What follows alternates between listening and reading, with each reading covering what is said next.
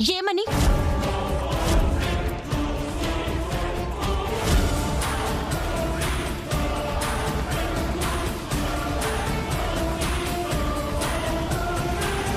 ఏమని పిన్ని? అక్షర pen drive లో దాచిన ప్రూఫ్స్ తీసేశామనా?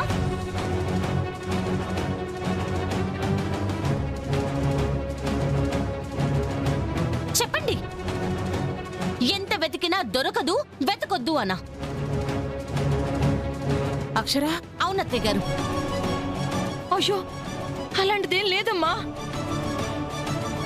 మాకు అసలేం తెలీదు. అసలు నువ్వు దేని గురించి మాట్లాడుతున్నావు కూడా మాకేం అర్థం కావట్లేదు. నిజం. మీ ఫోన్ ఇవ్వండి. ఫోనా? దేనికి? ముందు ఇవ్వండి.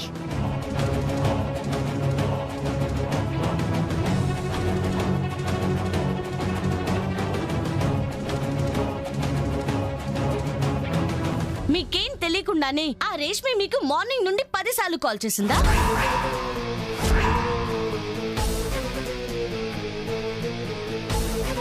ఏం తెలియకుండానే పెన్ డ్రైవ్ పని అయిపోయిందని తనకి మీరు మెసేజ్ పెట్టారా?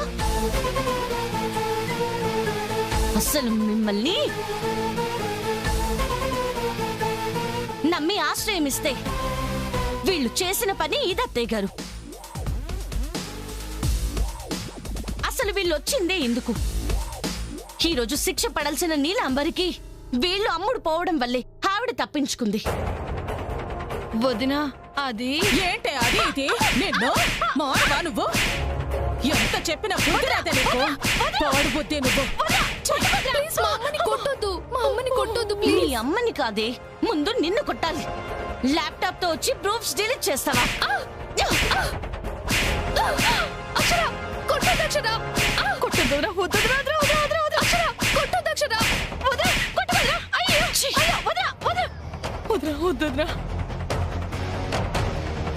అసలు పాత్రధారివి నువ్వే కదే. అల్లుడు గారు చెప్పారని నిన్ను ఈ ఇంట్లోకి రానివ్వటం మాది తప్పు. ఇక జీవితంలో మారవా నువ్వు? భర్తనే చంపించిన దానికి సహాయం చేస్తావా? మీ వల్ల ఒక హంతకురాలు తప్పించుకుంది, ఒక దుర్మార్గురాలు బయట దర్జాగా తిరుగుతుంది. వదినా, అలా చెయ్యాలని మాకు కూడా లేదు వదినా. కానీ అలా చెయ్యకపోతే చంపేస్తానని మమ్మల్ని బెదిరిస్తేనే అలా చేసాం. ఛీ! ఇంకా అబద్ధాలు కూడా ఆడుతున్నారు. మీ మొహాలు చూడాలంటేనే అసహ్యంగా ఉంది. ఇంకెప్పుడు మా మొహాలు మీకు చూపియంగా. మీకు దండం పెడతాను, మీ కాళ్ళు కూడా. ముట్టుకోకో. సరే వదినా, క్షమించు. ఇంకెప్పుడు ఇలా చేయను వదినా. మేము ఎవ్వరి మాట వినాం. మీరు వినరా?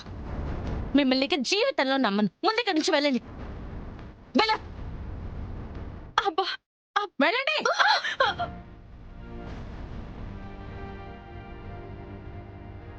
దీన్ని నమ్మటం మన పాపం అయిపోయింది. ఇక నీలాంబరిని ఏమీ చేయలేమా? జరగలేదని విర్రవీగుతుంది అత్తయ్య గారు.